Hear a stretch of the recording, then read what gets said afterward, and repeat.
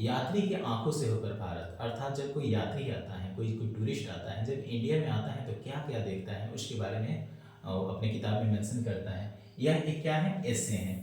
और इस एसे किसके द्वारा लिखा गया है, तो यह पॉल सस्बर्ग के द्वारा लिखा गया होता है। जो क्या होती है, बाई बर्थ क्या होती है, अमेरिकन होती है। इनका जन्म कहाँ हुआ होता है अमेरिका में हुआ होता है। लेकिन इनका जो रेयर होता है, रेयर मीन्स क्या होता है, पालन पोषण। इनका जो पालन पोषण होता है वो कहाँ होता है, वो चाइना में होता है। तो इनका जन्म तो अमेरिका में हुआ था, लेकिन इनका पालन पोषण कहाँ हुआ था, चाइना में हुआ था। और पालन पोषण किसके द्वारा किया गया था, तो मिशनरी पेरेंट्स के द्वारा। मिशनरी पेरेंट्स वो होते हैं जो क्या करते हैं, एक धर्म प्रचार का काम करते हैं। तो इनका पालन पोषण मिशनरी पेरेंट्स के द्वारा हुआ था। और इन्होंने एक चाइनीज यूनिवर्सिटी में भी क्या की थी, पढ़ाई थी। किस यूनिवर्सिटी में पढ़ाई थी, तो वो चाइनीज यूनिवर्सिटी में पढ़ाई थी। और नॉन फॉर वो जानी जाती है किसके लिए, ट्रैवलर और मेंबर्स के लिए। ट्रैवलर मीन्स होता है यात्रा वृत्तांत, मतलब अगर हम कहीं जाते हैं तो कुछ भी हम चीज़ें देखते हैं जो हम वो चीज़ हम नहीं देखे होते हैं, तो उसको हम क्या करते हैं, डायरी में मेंशन करते हैं। तो उसी तरह ये जानी जाती है किसके लिए, यात्रा वृत्तांत, मतलब टूरिस्ट के तौर पे। एंड मेमर्स, मेमर्स मीन्स होता है स्मृति या यादें, मतलब कहीं जाती है तो वो चीज़ें उनके दिमाग में, जहन में याद रहता है, तो उसको भी क्या करती हैं, अपनी किताब में, डायरी में कहीं लिखती हैं। तो इसके लिए वो जानी जाती हैं। तो ये दो चीज़ के लिए जानी जाती हैं, एक होता है ट्रैवलर और दूसरा होता है मेमर्स। और इनको नोबेल प्राइज कब मिला था, तो 1938 में मिला था। किस क्षेत्र में मिला था, तो लिटरेचर के क्षेत्र में इनको क्या मिला था, नोबेल प्राइज मिला था। चलिए, तो नेक्स्ट है कि यहाँ उन्होंने कुछ कृतियाँ भी लिखी हैं, उनकी कुछ वर्क्स भी हैं, जिनका पहला वर्क्स है com my beloved. Com my beloved का मतलब होता है कम मिस आना, माई मैंने मेरा, बिलव्ड मिस होता है प्रेमिका। इंडियन बैकग्राउंड, ये किस बैकग्राउंड पर लिखा गया है, तो यह इंडियन बैकग्राउंड पर लिखा गया है। तो क्वेश्चन पूछा जाता है कि कम्स माई बिलव्ड यह किस बैकग्राउंड पर लिखा गया है, इंडिया बैकग्राउंड या चाइनीज बैकग्राउंड। उसके बाद उन्होंने एक और कृति लिखी थी जिनका नाम था गॉड्स अर्थ, मतलब खुदा की धरती। कब लिखी थी, 1931 में लिखी थी। और यह जो एक नोवेल था, ये किस पर लिखा गया था, यह चाइना के ऊपर लिखा गया था। तो इनके दो वर्क्स हैं, एक है कॉम्स माई बिलव्ड, एक क्या है इंडियन बैकग्राउंड के ऊपर है, और दूसरा है द गॉड्स अर्थ, ये क्या है चाइनीज बैकग्राउंड के ऊपर में है। दिस लेसन जो है extract from the my several words, यह जो चैप्टर है जिसका नाम है इंडिया थ्रू ट्रैवलर्स आई, यह जो एक उनकी कृति है जिसका नाम है माई सेवरल वर्ल्ड, इनका जो personal record of her life, माने उनके जीवन का पर्सनल रिकॉर्ड है, उससे यह लिया गया है। और जो बग के जो फैमिली डॉक्टर होते हैं वो कहाँ के होते हैं, वो इंडिया के होते हैं। फैमिली डॉक्टर कहाँ के होते हैं, इंडिया के होते हैं। वो कहती हैं कि India had always the part of background of my life, ये जो इंडिया जो है हमारे जीवन का पृष्ठभूमि का हिस्सा रहा है। लेकिन हालांकि मैंने कभी पूरे इंडिया को देखा भी नहीं है, क्योंकि हम लोग भले जहाँ जन्म लिए होते हैं उस एरिया के 10 किलोमीटर भी हम लोग खुद से नहीं घूम पाते हैं। तो इसी तरह लेखिका जब इंडिया घूमने आई थी तो इंडिया इनके बैकग्राउंड का हिस्सा था, लेकिन ये कभी भी पूरी इंडिया को नहीं देख पाई थी। इसके बारे में वो क्या करती है, मेंशन करती है। अगला है, कह रहे हैं कि her father life story of Lord Buddha and Buddhism, उनके पिताजी ने बचपन से ही भगवान बुद्ध के बारे में, किनके बारे में, तो भगवान बुद्ध के बारे में बचपन से ही बता दिए थे कि गौतम बुद्ध की जीवनी कैसी थी, और बुद्धिज्म मतलब बौद्ध धर्म के बारे में थी। बहुत पहले से ही गौतम बुद्ध और बौद्ध धर्म के बारे में इनके पिताजी बताए होते हैं, जिसे वह उसके बारे में जानी होती है। कह रहे हैं कि कलर्स रिमाइंड इंडिया लाइफ, जब इंडिया आती है तो इंडिया में लोगों का जो कलर्स है वो एकदम क्या है, डिफरेंट है। अब जैसे में कलर्स होते हैं तो आप इंग्लैंड में जाइएगा तो वहाँ सारे लोग क्या होते हैं, गोरे गोरे होते हैं, लेकिन वहीं जब अफ्रीका में आएंगे तो वहाँ के लोग क्या होते हैं, काले काले होते हैं। तो लेकिन इंडिया के जो लोग हैं ये कुछ अलग हैं, ना ये गोरे हैं ना काले हैं, ये दोनों क्या है, दोनों के बीच में है, मतलब जिसको हम लोग बोलते हैं सांवला रंग या गेहुआना रंग, समथिंग इस तरह का। तो जब इंडिया के बारे में, कलर्स के बारे में याद आती है तो ये भारत के जीवन के बारे में, इनके बारे में याद होता है। कहती हैं कि जो all people of India belongs to Caucasian race, यह जो है कॉकेशियन रेस से बिलोंग करते हैं। जो एक हम बताए कि एक तीसरा ग्रुप है, एक लोग वो लोग होते हैं खूब गोरे होते हैं, दूसरे वो लोग खूब काले होते हैं, तीसरा जो हम लोग होते हैं। अगला बताते हैं कि the land between Bombay and Madras, जो बॉम्बे और मद्रास की जो धरती है वो क्या हो चुकी है, फेमिस हो चुकी है। फेमिस का मतलब क्या होता है, सूखा। वो जो जमीन हो गया है वो सूखा हो गया है। क्यों? क्योंकि लेस ऑफ वाटर, पानी की कमी के कारण क्या हुआ, वो जमीन क्या हो गया है, सूखा हो गया है, जिसके कारण से वहां पर कोई भी खेती नहीं की जा सकती है। अगला है कि the first women of the president of general assembly of United nation of India, जो यूनाइटेड नेशन की असेंबली की जो फर्स्ट प्रेसिडेंट थी, वो कहाँ की थी, वो भारत से ही थी। वो कहाँ की थी, वो भारत से ही थी, और उनका नाम क्या था, विजय लक्ष्मी पंडित। और विजय लक्ष्मी जो पंडित हैं वो पंडित जवाहरलाल नेहरू की क्या है, बहन है। और यह यूएनओ में जनरल असेंबली के क्या रहती है, फर्स्ट प्रेसिडेंट रहती है, फर्स्ट वुमेन रहती है, जो कहाँ की थी, इंडिया की थी।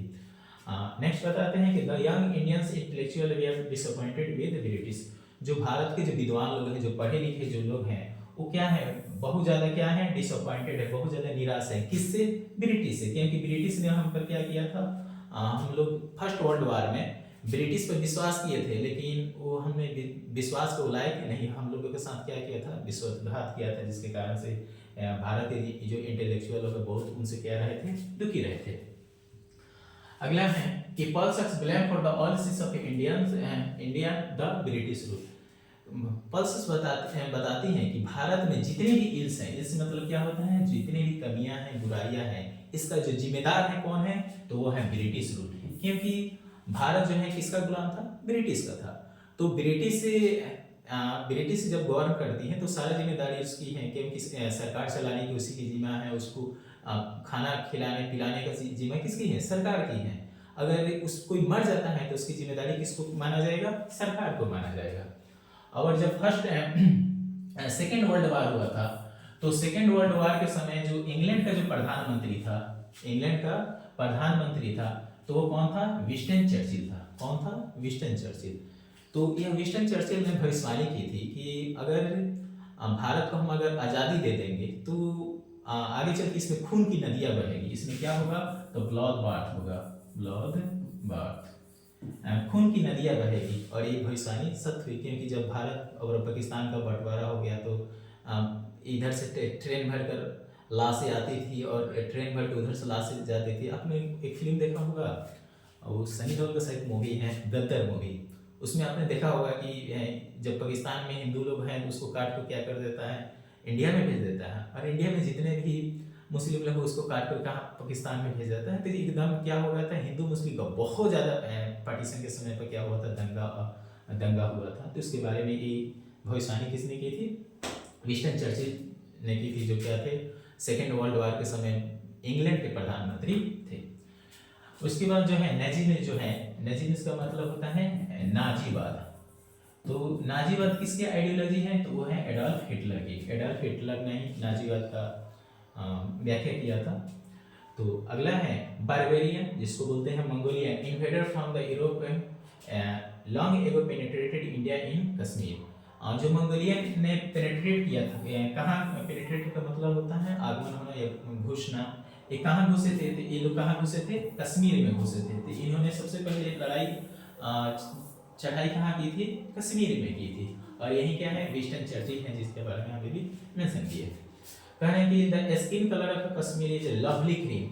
जो कश्मीरियों का जो कलर होता है एकदम क्या होता है, लवली क्रीम, क्रीम के जैसा होता है, एकदम उजला होता है। जैसे ग्रीक यूनान के लोगों का रंग होता है, उसी तरह क्लासिक कश्मीरियों का कलर होता है। India teach the world, Bharat जो है पूरी दुनिया को क्या सिखाता है, तो पहला सिखाता है the lesson of non violence. मतलब इसमें छूट गया है, the lesson of non violence.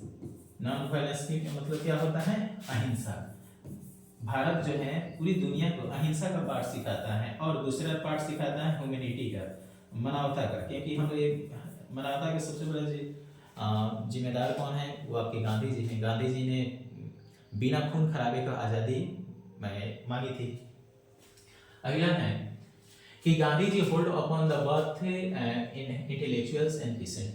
Gandhi ji दोनों को बहुत अच्छे से कंट्रोल करते थे। देश के जो किसान होते हैं उनको भी, और जो शहर के विद्वान थे दोनों को बहुत ज़्यादा मिलाकर चलते थे, क्योंकि उनको पता था कि अगर कोई भी आंदोलन तभी सक्सेस हो सकता है जब उसमें पढ़े लिखे भी लोग रहेंगे और किसान भी वर्ग भी लोग रहेगा, तो जिसके कारण से वो क्या होगा, आंदोलन सफल होगा। और इस चीज़ को मेंशन करने के लिए वो क्या करते हैं, जब गांव के बीच में आते हैं तो एकदम धोती ही पहने रहते हैं और आधा तन क्या रहता है उनका, नंगा रहता है। अगला है colonialism is found the Indian village. जो कोलोनिज्म का मतलब होता है उपनिवेशवाद, उपनिवेशवाद। तो उपनिवेशवाद को कहाँ देखा जा सकता है, तो भारत के गांव में देखा जा सकता है कि किस तरीके से आपके ब्रिटिशर्स ने भारत को उपनिवेश बनाया था और उस पर जुल्म ढाए थे, ये गांव में उसकी देखा जा सकता है। पर्स back went to India and see the listed of two group of people. भाई पर्स जो है इंडिया आकर दो ग्रुप के लोगों को देखना चाहती है। पहला the young intellectual the city and pheasant in village, मतलब गांव के किसान को और शहर के इंटेलेक्चुअल विद्वान को। मतलब पल्स बग जो है इंडिया पर दो लोगों को देखना चाहती है, दो ग्रुप के लोगों को देखना चाहती है। एक है गांव के किसानों को और शहर के विद्वानों को। सी वाज वार में वेलकम बाय विलेजर्स। जब वह भारत के गांव में आती हैं तो उनको बहुत अच्छे तरीके से उनका क्या किया जाता है, वेलकम किया जाता है। Indian farmers poorer than the Chinese farmer. उनको लगता था कि जो इंडियन फार्मर जो है वो क्या है, बहुत ज़्यादा क्या है, गरीब है। किसके मुकाबले में, चाइना के किसान के मुकाबले में। वो देखी थी कि चाइना के किसान क्या था, बहुत गरीब थे। लेकिन कब तक, जब तक इंडिया के किसान को नहीं देखे। जब इंडिया में आए तो देखे कि इंडिया के जो किसान है चाइना के भी किसान से क्या है, बहुत ज़्यादा क्या है, गरीब है। अगला है Indian peasant civilised by birth है।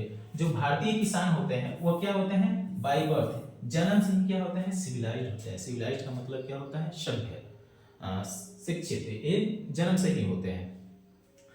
India under the British rule had a life span of just 27 year. जब भारत जो था अंग्रेजों का गुलाम था तो हमारा जो एवरेज एज था मात्र कितना था, 27 साल ही था। मतलब ज़्यादा से ज़्यादा लोग 27 साल या 30 साल इस तरह ही जी पाते थे, क्योंकि खाने को कुछ था नहीं, ना खाने का भोजन था, ना पहनने के कपड़े था, ना रहने के लिए घर था। लेकिन आज क्या है, हर किसी के पास सब कुछ है। खाने के लिए एक आदमी पर 10-10 सीट 20-20 सीट कपड़ा है, पहनने के लिए सरकार दे ही रही है, खाने के लिए 5 किलो अनाज मिल ही जा रहा है। तो आज हम लोग कोई गरीब नहीं है, रहने के लिए इंदिरा आवास मिल जा रहा है, घर रहने के लिए मिल जा रहा है। तो आज कोई गरीब नहीं है। लेकिन पहले क्या था, खाने पर भी आफत था, क्योंकि खेती होती नहीं थी। जो गेहूँ था वो आपके अमेरिका से आता था, और वो अमेरिका जो है इतना घटिया क्वालिटी का क्या करता था, गेहूँ भेजता था कि जो जानवरों को खिलाया जाता था वो इंडिया के लोगों को खिलाया जाता। लेकिन जब 1960-70 के दशक में हरित क्रांति आई तो भारत की स्थितियाँ क्या करने लगी, सुधरने लगी और खेती होने लगी। अगला है कि विजिट इंडियन फैमिली। जब पल्स बग जो होती हैं किसी इंडियन फैमिली के यहाँ विजिट करती हैं तो बहुत ज़्यादा क्या होती हैं, उनको खुशी मिलती है कि बहुत ज़्यादा उनको क्या किया गया था, आदर सत्कार किया गया था। The लंचियन was plan country fair.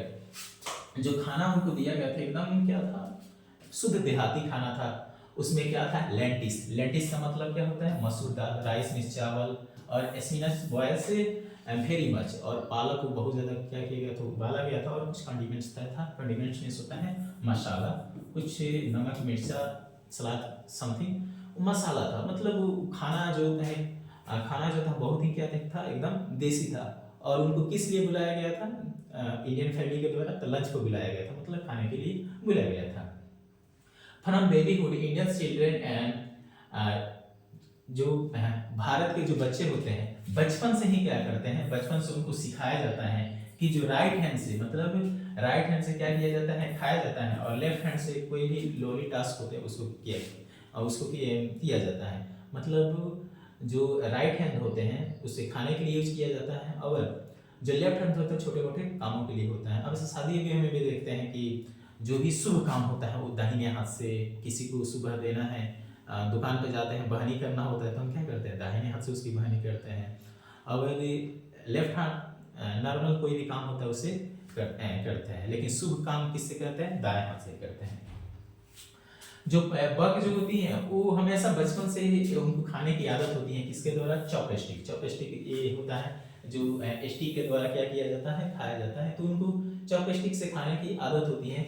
Then knife and fork, मतलब चम्मच, कांटेदार चम्मच और चम्मच से इससे ज़्यादा उनको बचपन से ही क्या खाने की आदत पड़ी रहती है। लेकिन जब इंडिया आती है तो लोग कहते हैं, इंडिया आते हैं तो उनको खाने के लिए चम्मच नहीं दिया जाता है, उनको क्या दिया जाता है, हाथ दिलवा दिया जाता है और कहा जाता है कि दाएं हाथ से खाइए। और जब दाएं हाथ से वो खाती हैं तो बहुत अच्छा लगता है कि वाह, मैं अपने हाथ से क्या कर रही हूँ, खा रही हूँ।